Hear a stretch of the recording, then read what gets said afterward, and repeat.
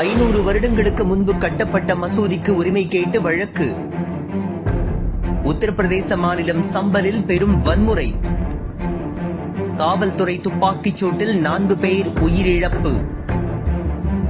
உத்தரப்பிரதேச மாநிலம் சம்பலில் 4 இஸ்லாமிய இளைஞர்கள் காவல்துறை துப்பாக்கிச் சூட்டில் கொல்லப்பட்ட சம்பவம் பரபரப்பை ஏற்படுத்தியுள்ளது. இது குறித்து பின்னணி விவரங்கள் என்ன என்பதை பற்றி இந்த தொகுப்பில் பார்க்கலாம். டெல்லியிலிருந்து சுமார் 130 கிலோமீட்டர் தொலைவில் உள்ளது சம்பல் நகரம். இங்கு அக்பர் காலத்தில், அதாவது சுமார் 500 ஆண்டுகளுக்கு முன்பு சாகி ஜும்மா மசூதி என்ற பள்ளிவாசல் கட்டப்பட்டது. இந்நிலையில் இந்த பள்ளிவாசல் கோவில் ஒன்றை இடித்துவிட்டு கட்டப்பட்டதாக வழக்கறிஞர் விஷ்ணு சங்கர் ஜெயின் என்பவன் அங்குள்ள நீதிமன்றத்தில் வழக்கு தொடர்ந்துள்ளான். மத வன்முறை நோக்கத்தோடு செய்யப்பட்ட இந்த மனுவை உடனடியாக தள்ளுபடி செய்யாமல் நீதிமன்றமும் ஏற்றுக்கொண்டு மசூதியை ஆய்வு செய்ய உத்தரவிட்டது. இதனையடுத்து ஏற்கனவே ஒரு முறை ஆய்வு செய்யப்பட்ட நிலையில் 2வது முறையாக ஞாயிற்றுக்கிழமை ஆய்வு செய்யப்பட்டது. இதற்கு எதிர்ப்பு தெரிவித்து அப்பகுதி இஸ்லாமியர்கள் போராட்டத்தில் ஈடுபட்டுள்ளனர். சிறையினர் துப்பாக்கிச்சூடு நடத்தியதில் 4 இஸ்லாமிய இளைஞர்கள் கொல்லப்பட்ட நிலையில் ஒருவர் கவலைக்கிடமான நிலையில் உள்ளார். பலர் காயமடைந்துள்ளனர். எனினும் 2 இஸ்லாமிய பெண்கள் உட்பட 15 பேர் கைது செய்யப்பட்டனர். மேலும் பலரை விரட்டி கைது செய்து வரும் காவல்துறை அவர்கள் மீது தேசிய பாதுகாப்பு சட்டம் பாயும் என்றும் எச்சரிக்கை விடுத்துள்ளது. 1947ஆம் ஆண்டு ஆகஸ்ட் 15ஆம் தேதி நமக்கு சுதந்திரம் கிடைத்ததை கணக்கிட்டு அன்று தேதிக்கு முன் இந்தியாவில் கட்டப்பட்ட எந்த ஒரு வழிபாட்டு தலத்திற்கும் பிற மதத்தினர் உரிமை கோர முடியாது என்ற சட்டம் 1991ஆம் ஆண்டு நிறைவேற்றப்பட்டது. ஆனால் இந்த சட்டத்தை மீறி 500 ஆண்டுகளுக்கு முன்பு கட்டப்பட்ட மசூதிக்கு உரிமை கோரி நீதிமன்றத்தில் வழக்கு தாக்கல் செய்யப்பட்ட நிலையில் அதனை அந்த நீதிமன்றம் ஏற்றுக்கொண்டதோடு ஆய்வு செய்யவும் உத்தரவிட்டிருப்பது கடும் சர்ச்சையை ஏற்படுத்தியுள்ளது. மேலும் காவல்துறையினர் முட்டிக்கு கீழ் சுட வேண்டும் என்ற உத்தரவை பின்பற்றாமல் உயிரிழப்பை ஏற்படுத்தும் வகையில் துப்பாக்கிச்சூடு நடத்தியிருப்பதும் சந்தேகங்களை ஏற்படுத்தியுள்ளது.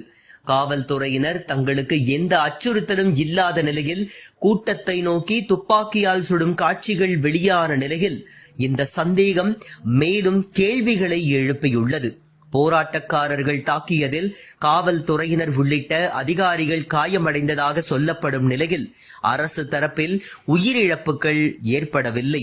அப்படி இருக்கும் போது 4 பேர் துப்பாக்கியால் சுட்டுக் கொல்லப்பட்டிருப்பதன் மூலம் உத்தரப்பிரதேச காவல்துறை அதிகாரிகள் மத வெறியுடன் நடந்து கொண்டார்களா என்ற கேள்வியை பலரும் எழுப்பி வருகின்றனர். கம்ப்யூட்டர்ல நீங்க ஒரு 10 ஆக்ஷன் பண்றீங்க, 10வது ஆக்ஷன்ல இருந்து கண்ட்ரோல் யூசர் கொடுத்தீங்கன்னா அந்த 10ஐயுமே தானே அன்டூ பண்ணும். நேரடியா நான் போய் 3வது எனக்கு வேண்டியதை மட்டும் நான் அன்டூ பண்ணிக்குவேன், முஸ்லிம்ஸ் கட்டின மசூதியை மட்டும் இடிப்பேன் அப்படிங்கறத முதல்ல ஹிஸ்டரியை நீங்க அன்டூ பண்றதே ரொம்ப பார்ஷியலா பயாஸ்டா பண்றீங்க. அதுல உங்களுடைய ஒரு மதவாதமும் மோசமான தன்மையும் தெரியுது. ஒண்ணு, பாபர் மசூதிக்கு நான் போயிருந்தா எனக்கு அப்படிதான் அது தெரிஞ்சிருக்கும். அது ஒரு ஹிஸ்டாரிக்கல் சைட்.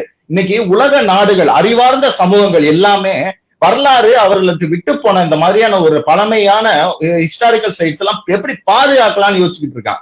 எனக்கு மசூதி அடிச்சோன்னே நம்ம அதை மையப்படுத்துறோமே தவிர ஒரு 500 வருஷ பில்டிங்க, 500-600 வருஷ பில்டிங்க சாதாரணமா இடிச்சு தள்ளிட்டோம் மத வெறியில. இவ்வளவு கேவலமான இது ஒரு பார்பாரிக் ஆக்ட்.